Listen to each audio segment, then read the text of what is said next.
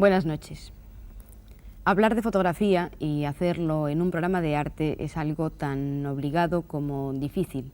Y siempre que lo hacemos, y lo hacemos siempre que podemos, es con cierta conciencia de riesgo, de pisar un terreno algo resbaladizo donde no contamos con más armas que nuestro propio gusto subjetivo. El cine, que nació como hijo de la fotografía, tuvo desde el principio su categoría artística con leyes estéticas implícita o explícitamente codificadas. Por el contrario, la fotografía, con siglo y medio de vida ya en sus espaldas, padece un estatuto estético de una extraordinaria ambigüedad, por más que todo el mundo la reconozca ya entre las artes plásticas. Entre la expresión del yo del fotógrafo y el mero documento limpio de polvo y paja, entre la fotografía de reportaje y la fotografía de arte, entre la intuición y la excesiva intelectualización, caben demasiadas cosas. Por ello, casi siempre que los escasos teóricos o los propios fotógrafos han querido demostrar la trascendencia de la fotografía más allá de la mera representación mecánica de la realidad y probar su categoría artística, han caído en la paradoja, cuando no en la horterada. Por el contrario, tantos documentos que nacieron como mero objeto informativo muchas veces se trascendieron a sí mismos y a su propia intencionalidad. Pero no vamos nosotros ahora a decidir por dónde deben ir los tiros, solamente vamos a mostrarles, compinchados con la actualidad, un abanico de posibilidades que van desde la foto de reportaje hasta la más específicamente artística, pasando por algunas fotografías utilizadas como mera base para una manipulación plástica no estrictamente fotográfica. Vamos a empezar por la foto de reportaje. Vamos a ver fotos hechas para la prensa. Jordi Socias, al que ustedes conocerán como colaborador gráfico de numerosas publicaciones periódicas, expuso sus trabajos en la fotogalería. Vamos a verlos.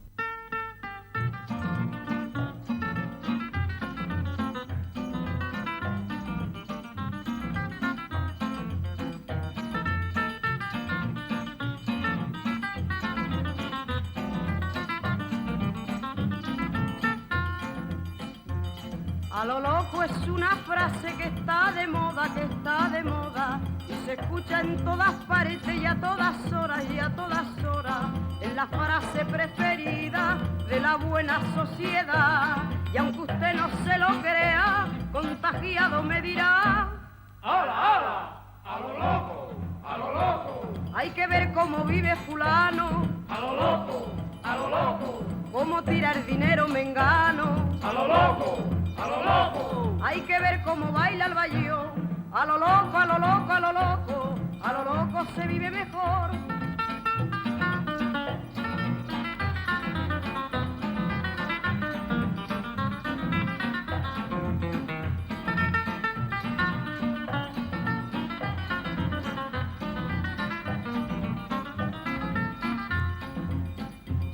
Si te vas a la verbena o a ver los toros, a lo loco es el sistema mejor de todo, pues si vas con elegancia y con mucha educación, al final siempre te pasa como al gallo de Morón. ¡Hala, hala! ¡A lo loco! ¡A lo loco! Hay que ver cómo vive fulano, ¡A lo loco! ¡A lo loco! cómo tira el dinero mengano, ¡A lo loco! ¡A lo loco! hay que ver cómo baila el bayón, a lo loco, a lo loco, a lo loco, a lo loco se vive mejor.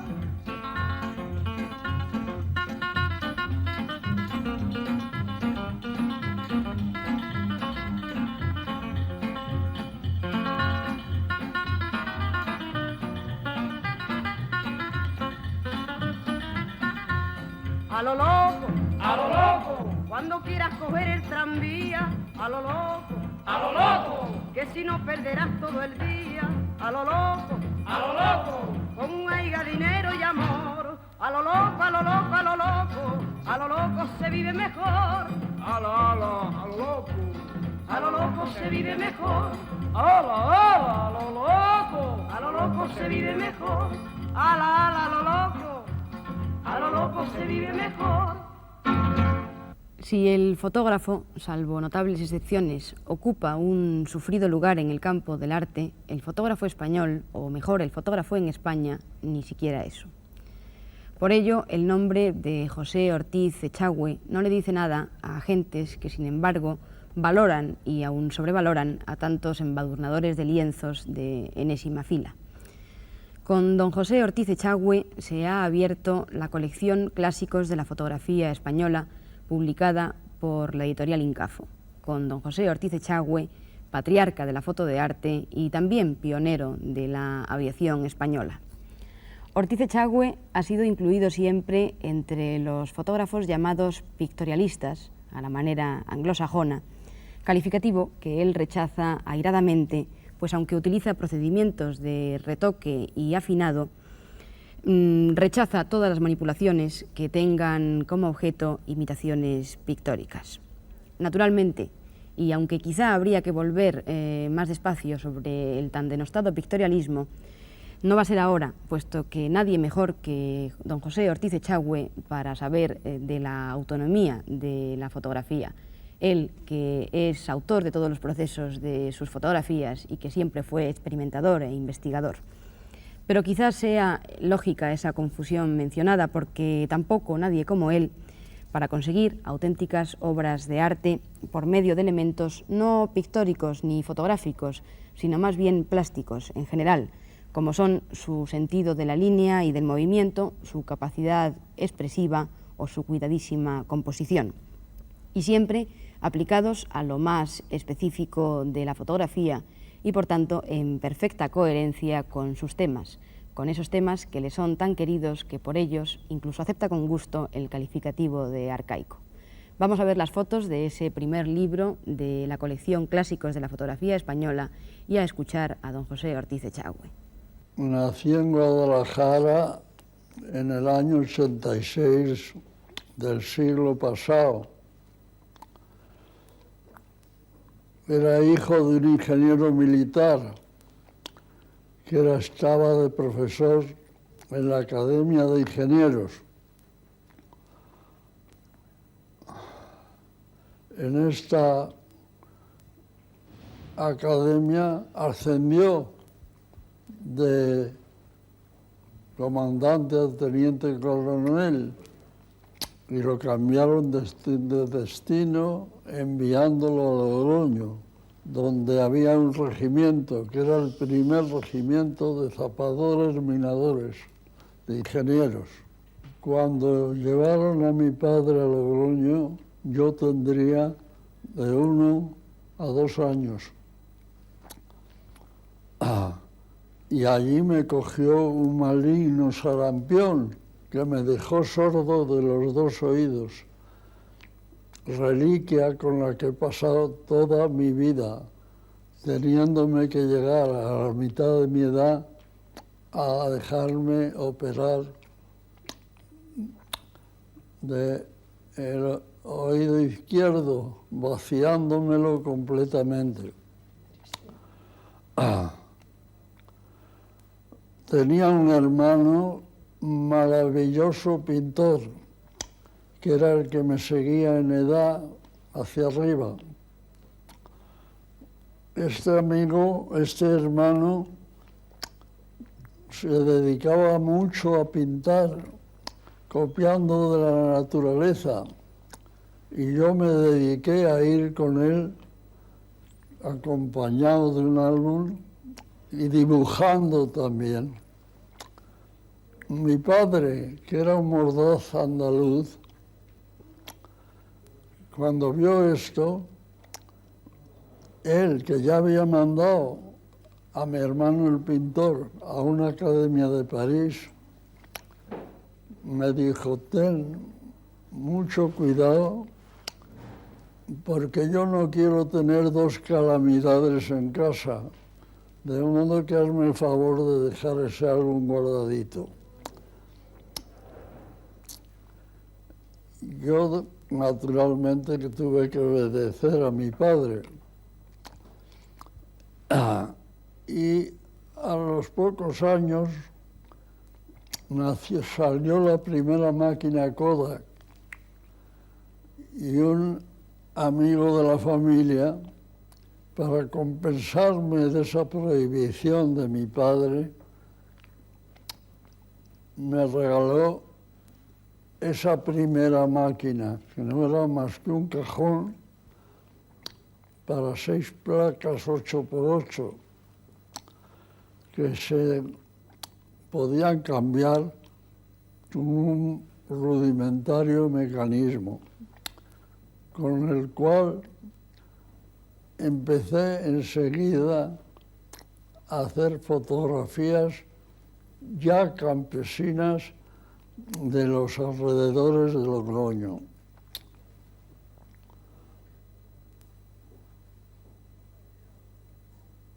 Había un pueblo, un maravilloso país, que yo le llamo el Valle del Iregua, a unos 16 kilómetros nada más de Logroño. Y yo iba a pasar los veranos con un amigo que allí tenía. Se me ocurrió hacer una fotografía que fuera un sermón en una iglesia, no haciéndolo naturalmente en el acto del sermón, sino preparando la cena, que es la que tenéis aquí presente. Esta fotografía tiene 32 figuras que yo, ayudado del cura, fui recogiendo de casa en casa y llevándolas a la iglesia. Como verán ustedes, yo tenía entonces 16 años y como verán ustedes, a esa edad tiene bastante mérito el haber sabido componer la composición una a una, colocando las figuras una a una y recomendándolas que tenían que estar muy quietas cuando yo avisara, porque la iglesia era oscura, la máquina, que ya la había cambiado por otra que me había regalado un tío mío y que por su rareza os voy a enseñar. Se me ha olvidado sacarla.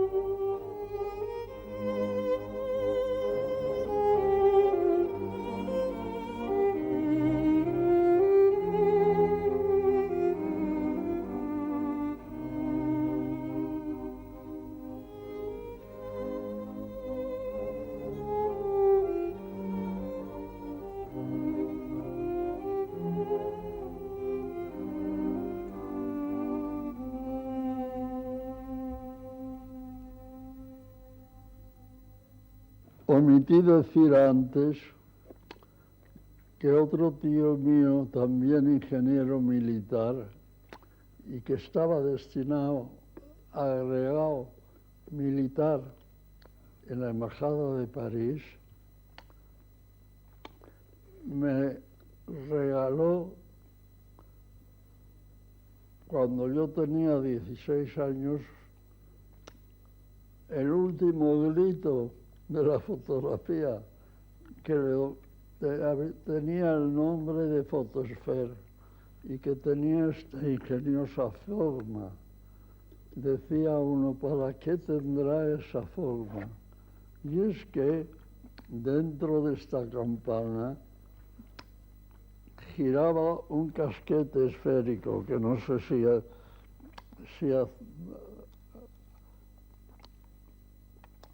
si llegaréis a ver.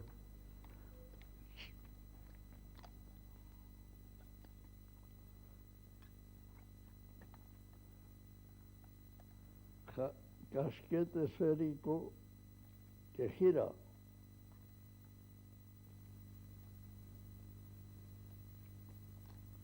Pues no sé qué pasa.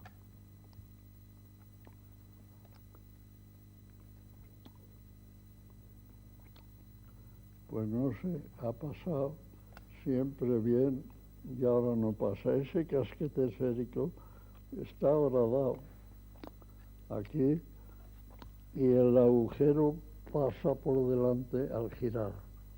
Por eso le llaman la Photosphère. Con esta máquina está hecha esa fotografía. Y le he cambiado el objetivo, porque tenía un objetivo muy poco luminoso. He hecho mal en cambiarlo.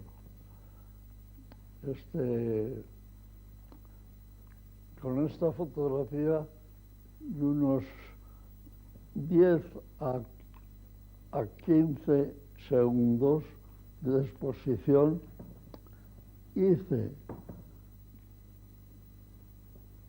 la fotografía que veis. Esta fotografía es pues del año 803 y en cuanto la lancé por el mundo se hizo famosísima y se expuso en casi todos los países del mundo. La titulaba naturalmente Sermón en la aldea.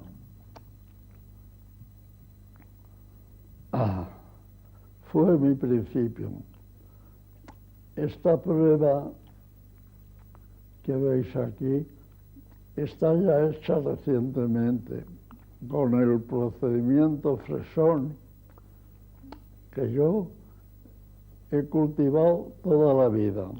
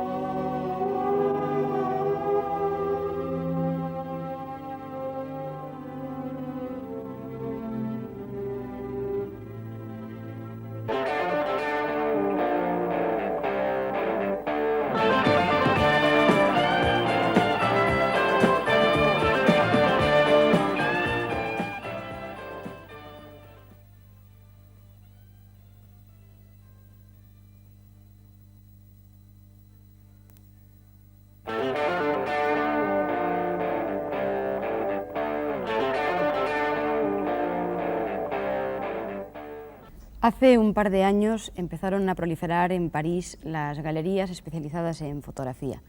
No sé muy bien qué habrá sido de ellas, salvo de algunas excepciones que han mantenido su prestigio y su trayectoria de calidad bien entendida. En América, las fotografías con frecuencia ocupan los museos y las galerías no necesariamente especializadas, aunque también las hay e incluso abundan. Mientras tanto, aquí, hasta ahora, solamente nos cubría el campo la Fotogalería, en Madrid. A partir de ahora, la Galería Redor ha dado un giro y se ha especializado, con el nombre de Redor Canon, en fotografías también. El debut no ha podido ser más interesante. Desde aquí, nuestro aplauso y nuestros mejores deseos. Su director, Tino Calabuig, nos lo va a contar.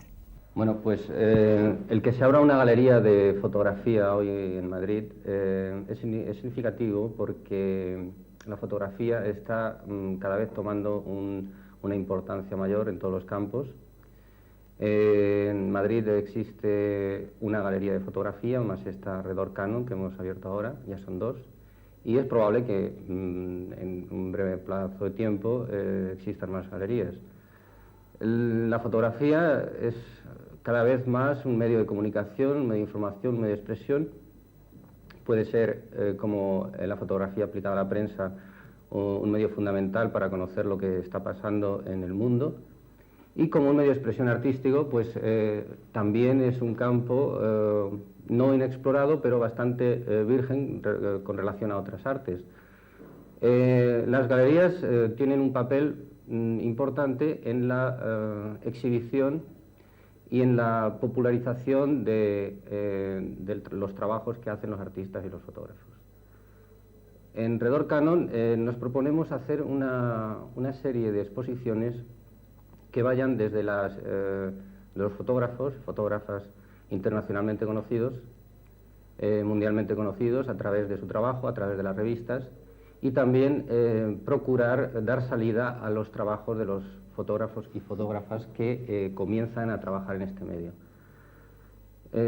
Actualmente hemos inaugurado con una exposición que tiene una importancia grande porque es el trabajo de un fotógrafo catalán, se llama Centelles Oso, que durante la Guerra Civil realizó muchísimas fotografías en el frente y en la retaguardia. Este fotógrafo era prácticamente desconocido hasta hace muy poco y de una forma casi accidental pues se ha descubierto su trabajo. Conocemos a muchos fotógrafos de guerra. Podríamos hablar, por ejemplo, de Robert Capa, que se hizo famoso precisamente en la Guerra de España. Existen numerosas fotografías que han dado la vuelta al mundo de él, pero las fotografías de Centelles hasta ahora eran prácticamente desconocidas. A la vista de la exposición, donde pues estamos exponiendo una mínima parte de su trabajo, creo que hay unas 60 fotografías. Este fotógrafo tiene por lo menos más de 3.000 fotografías realizadas en aquella época. Podemos ver cómo su calidad como fotógrafo y como reportero gráfico es tan alta o quizá superior a los clásicos conocidos, como ya decía Robert Capa. La importancia, por un lado, es no el descubrimiento de Centelles, sino la exhibición de su trabajo, que documenta de una forma increíble aquella época de la Guerra Civil, aquella época de acción, como podía ser parte del frente. Centelles trabajó fundamentalmente en el frente de Aragón y en Cataluña, y también ilustra la vida, podríamos decir, civil de la retaguardia. Tras esta introducción de Tino Calabuig, tenemos hoy en imágenes al propio Agustí Centelles. Con él vamos a ocupar lo que nos queda hoy todavía de programa y también, con su generosa palabra, la segunda parte del de la próxima semana, que estará igualmente dedicado a la fotografía. Agustí Centelles, una de las personas más cordiales y amistosas con que nos ha sido dado encontrarnos en estos pagos de la plástica últimamente, y tan sugerente fotógrafo como ustedes podrán comprobar enseguida, sale ahora a la superficie después de un largo silencio al que le han obligado los malos vientos que solo le permitieron ejercer como fotógrafo industrial durante tantos años. Agustí Centelles recuperó en 1976 un archivo del que había estado separado durante 32 años de clichés de fotografías tomadas durante la República y durante la Guerra Civil. Algunas de esas fotos son las que se exponen ahora en la Galería Redor Canon y algunas más son las que forman el libro Años de muerte y esperanza, realizado en colaboración con Eduardo Pons Prades y publicado por Editorial Blume. Por ahora ha salido solamente el primero de los 2 volúmenes que componen este libro. Agustí Centelles Oso está saliendo a la luz para contarnos en imágenes una historia universal y personalísima, por otra parte, que es la que su ojo vio durante esos años de muerte y esperanza. Empezaste a hacer fotografías a los 15 años. ¿Cómo fue eso? ¿Por qué? ¿Por qué decidiste dedicarte a la fotografía? ¿Por qué empezaste? Pues yo tuve mucha afición a la fotografía a través de un amigo que logré que me vendiese la máquina, una máquina extraordinaria con 10-15, eso es tremendo, donde yo me ocupaba de hacer grupitos y cosas de estas, hasta que varias veces, yo me paraba en los escaparates de las fotografías donde había gente que yo conocía y que los veía guapísimos cuando eran horribles. Y esto me preocupó y me gustó, y hasta que se hizo una escuela donde había clases de retoque de negativos y retoque de ampliaciones. Entonces me inscribí en un curso que había hasta aprender retoque. Me fui con el fotógrafo, conseguí ir a trabajar de aprendiz de él y empecé a retocar y a ocuparme del laboratorio.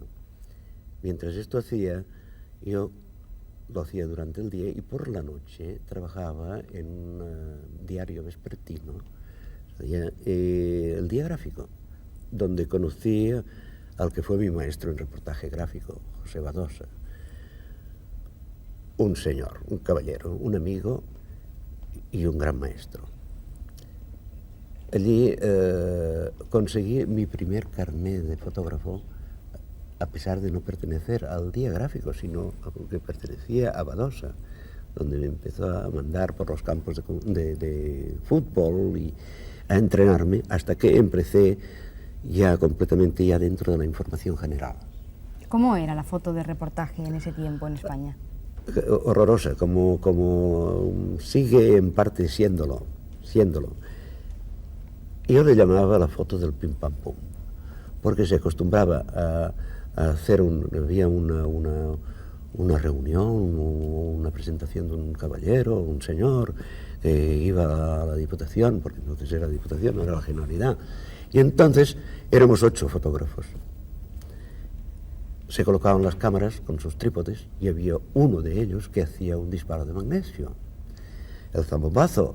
Claro, todas las fotos eran exactamente iguales, cambiaba las sombras y el lugar, pero la foto era exactamente... Esto yo no lo podía sufrir, pero claro, como estaba a sueldo de un señor, pues tenía que sujetarme, pero esto me rebelaba, era una cosa que yo no comprendía. Yo que había seguido, que me gustaba el cine, que yo iba a ver películas, pero no veía el argumento, no veía la trama. Lo que yo me preocupaba y me ocupaba era los encuadres, las secuencias. Eso es lo que yo no concebía. En fotografía, con las revistas americanas y revistas alemanas, ese movimiento, esa vivez que tenían las fotos. ¿Encontrabas en la prensa de fuera algún recuerdo de eso que tú veías en el cine? ¿A ti te ha influido el cine realmente? Me influía el cine, sí, porque yo, mi ilusión fue ser cameraman. Pero esto se truncó porque las cosas pasan y pasan. ¿Nunca lo intentaste? No pude intentarlo. ¿No tuviste oportunidad? No tuve oportunidad. Además, le cogí cariño al reportaje gráfico. Y estuve unos años con Badosa y luego pasé a depender de otros reporteros gráficos que luego se enfadaron entre ellos y yo me quedé en la calle. Y entonces fue la gran ocasión, influenciado y alentado por mi esposa, para que yo trabajase para mí. Y así lo hice, porque yo tenía las puertas abiertas de todos los centros oficiales, en jefatura, en la Generalidad, en el Ayuntamiento, en el Gobierno Civil, en todas partes. O sea que a mí no me conocían por mi nombre, sino por lo de los demás, pero que yo tenía acceso a todos esos sitios. Y empecé a publicar. Y a publicar de tal forma que me los comí. Les vencí, porque era precisamente lo que los periódicos querían y deseaban, y que yo les podía dar, por esa agilidad en la foto, por esa movilidad, porque el asunto era el que plasmaba precisamente lo que se estaba realizando.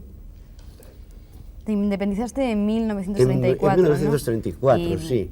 Colocaste fotografías en casi todas las publicaciones gráficas catalanas, vamos, en las sí, más, sí, algunas de Madrid, importantes. Sí. en el Heraldo de Madrid. ¿Y cómo también. conseguiste esa movilidad? Porque alguna vez has contado el paso a la Leica. ¿Cómo fue? Sí, bueno, yo ¿Cómo cuando fue eso? hacía reportaje de fútbol, había un reporter que iba con una Leica y todos se le reían, menos yo. Pero yo no creía que la Leica pudiese dar tanto, porque este fotógrafo, yo veía las fotos que hacían con 24-36, las veía publicadas al día siguiente en periódicos y revistas. Y por tanto, y además con una luminosidad, porque él trabajaba con un 3.5. Me dije yo, esta es la cámara para poder salir adelante y hacer lo que no hacen los demás. Y efectivamente, en cuanto me independicé, fue lo primero que hice, comprar la cámara. Y esto me permitía trabajar con la luz ambiente, cosa que yo siempre me ha gustado. Hoy incluso hoy, yo trabajaría, si continuara haciendo reportaje, continuaría haciendo las fotos con su luz ambiente, porque el flash yo considero que es una herramienta de recurso y de mucho valer hoy, porque hay cosas que imprescindiblemente se tienen que hacer con flash. Pero esa luz ambiente que da el asunto es lo que da gracia a la fotografía de reportaje. Y ni siquiera utilizabas fotómetro, además, ¿no? Ni fotómetro, no, ojímetro todo. Sí, y empecé a hacer cosas que los otros no hacían. O sea, que no me limitaba a recortar el periódico con la noticia de que tal día habría esto y que tal día lo otro. Si yo lo consideraba interesante, iba y lo hacía. Pero si no, yo buscaba otras cosas que los otros ni soñarlo iban a hacer. Y claro, era pelotazo seguro en los periódicos, de un cariz o de otro, de un color o de otro color. Yo tenía muchas amistades, hacía cosas que estaban prohibidas, por ejemplo, en el Palacio de Justicia, a puerta cerrada inclusive, y esto es lo que me dio nombre. Utilizabas toda suerte de trucos y de trampas, Oh, además. claro, naturalmente. Como cuando te hiciste pasar por burócrata, ¿no? Por pasante. Porque muchas veces me tocó correr. Pero claro, el Palacio de Justicia yo me lo sabía de dedillo, y cuando venía la Guardia Civil buscándome, yo ya estaba en la calle. Así. Cuéntanos lo de aquella vez que te hiciste pasar por pasante, sí, ¿no? Había una vista a puerta cerrada. No recuerdo bien de quién era, me parece que era algo de la CNT.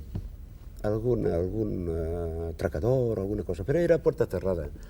Y hay una gran sala en el Palacio de Justicia, se llama ya Pasos Perdidos, y allí estaba la policía y no dejaba entrar a nadie.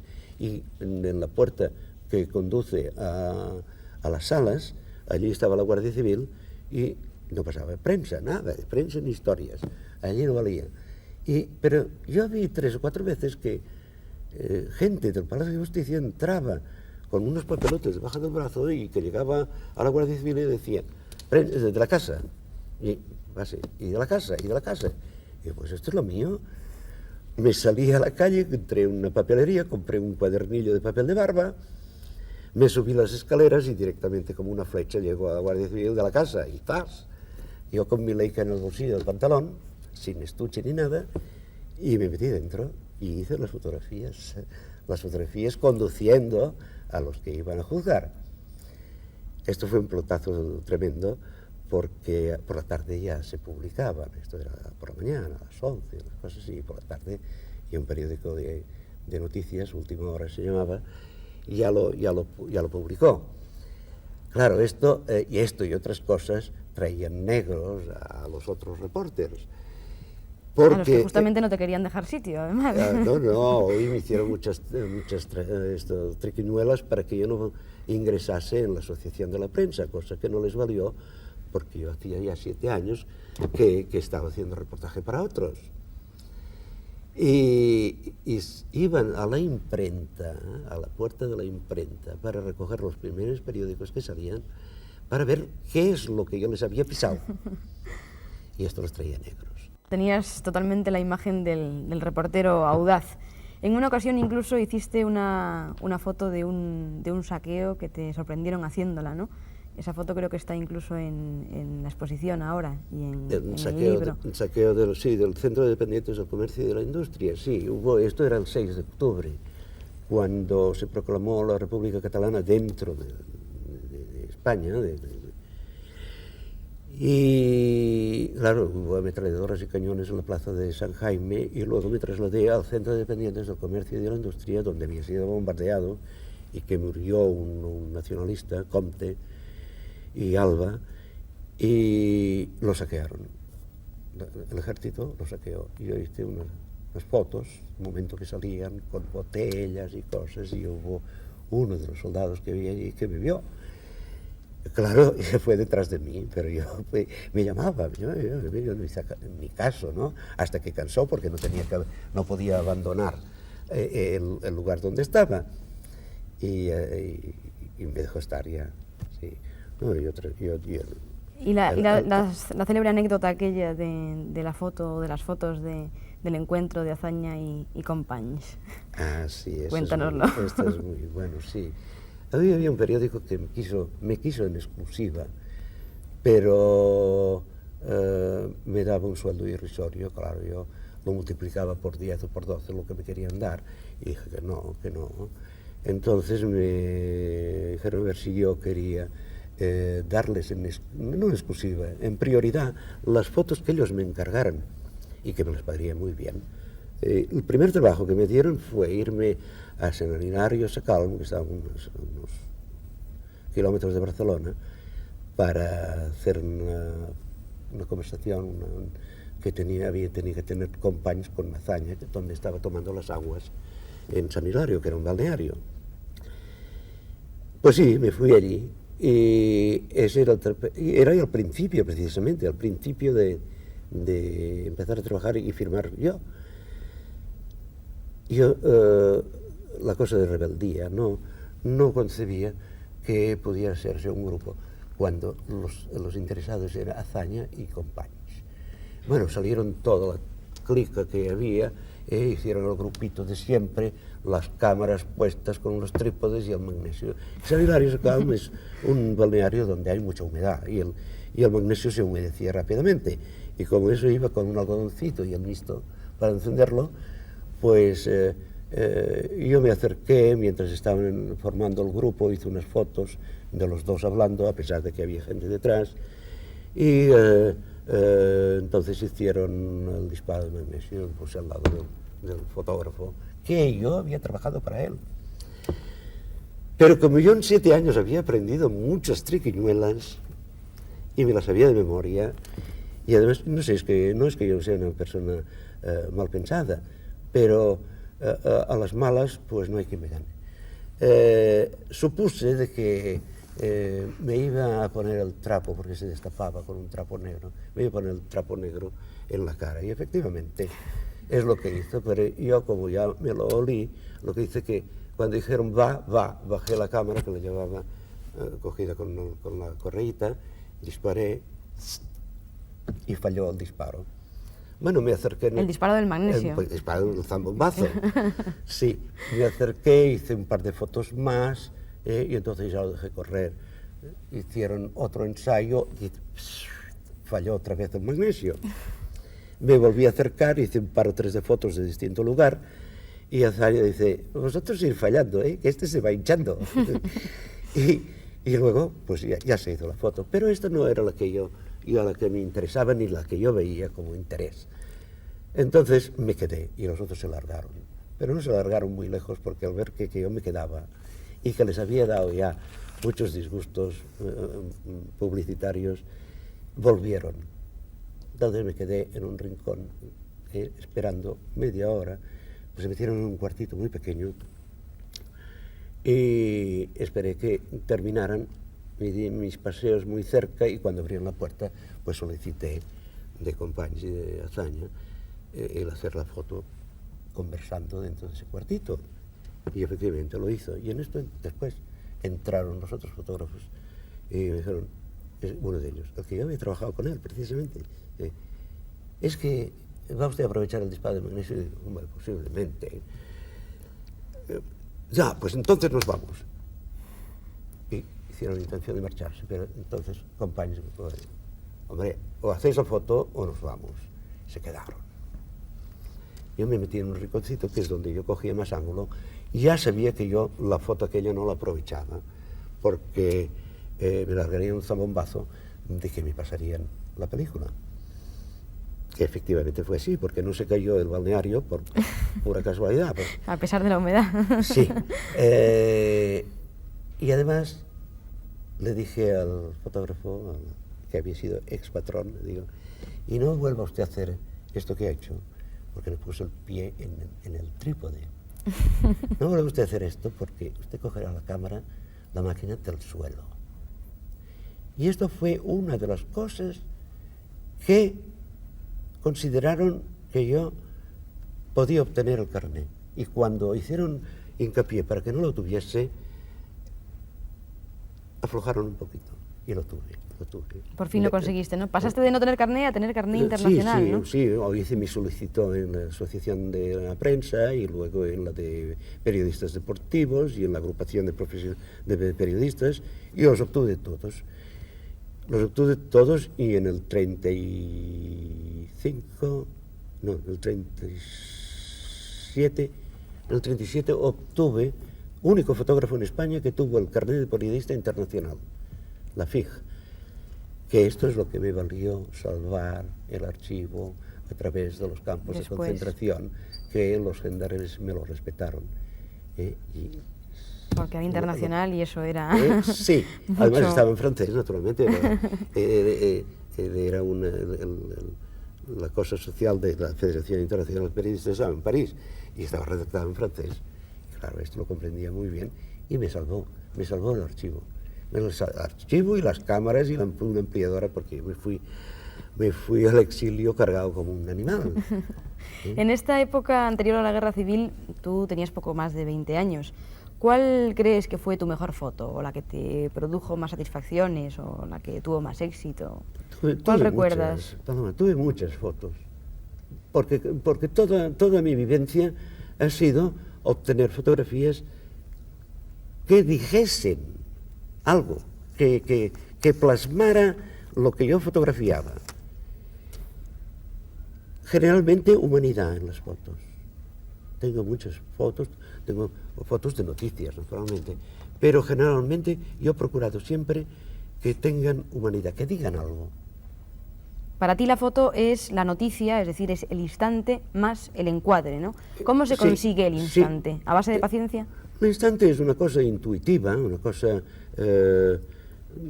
sale de oler la noticia primero, de captarla, de buscarla y de plasmarla.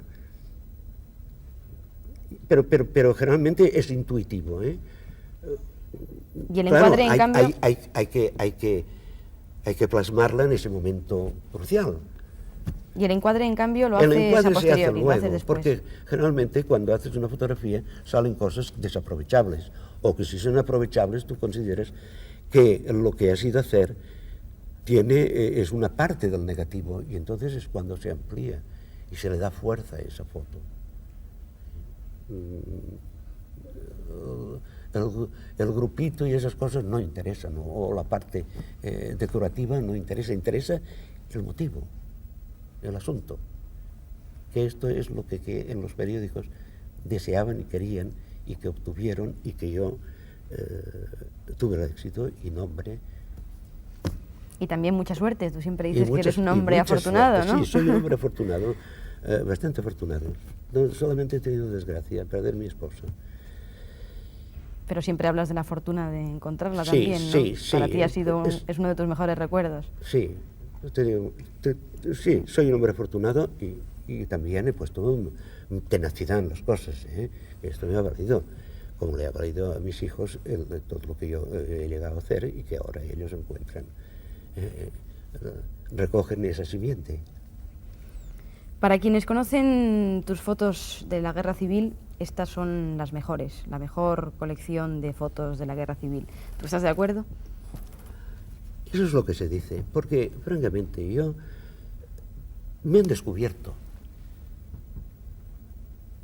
Cuando yo he hecho las fotos, con lo que decía antes, salían, las veía, las concebía y las fotografiaba.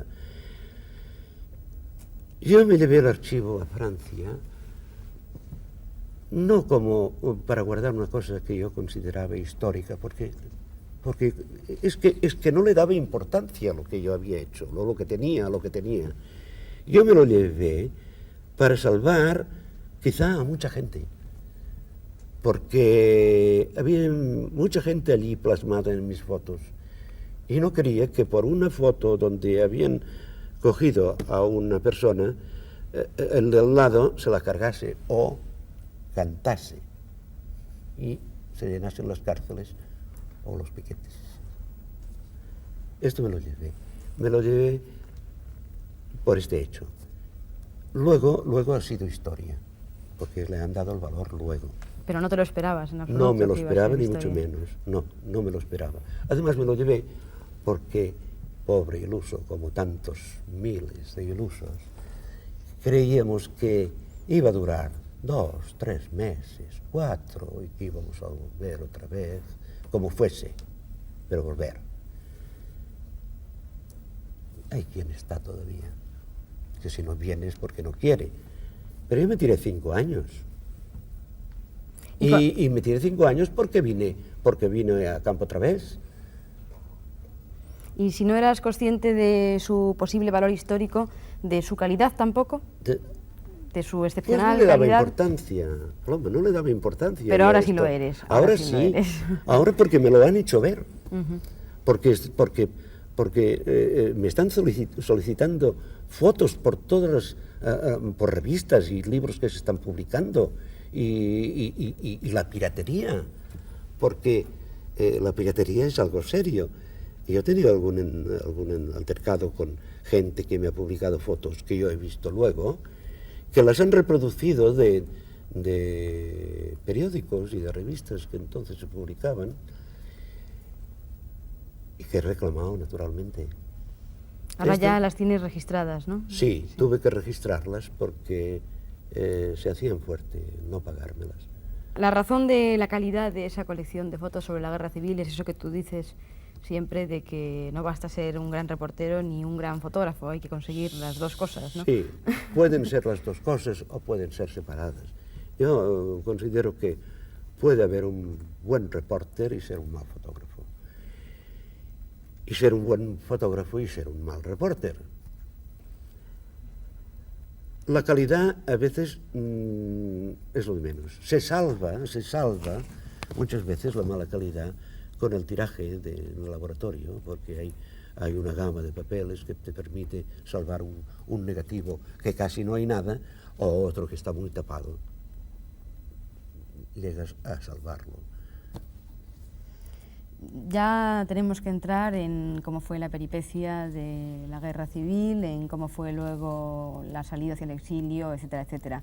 Dado que hay mucho material, que hay muchas anécdotas que tienes tanto de contarnos, podemos dejarlo, puesto que vamos a dedicarle también la segunda parte de nuestro próximo programa para la próxima semana. ¿Te parece? Lo dejamos por ahora. Muy bien, sí. De acuerdo, pues hasta la próxima, pues. Muy bien.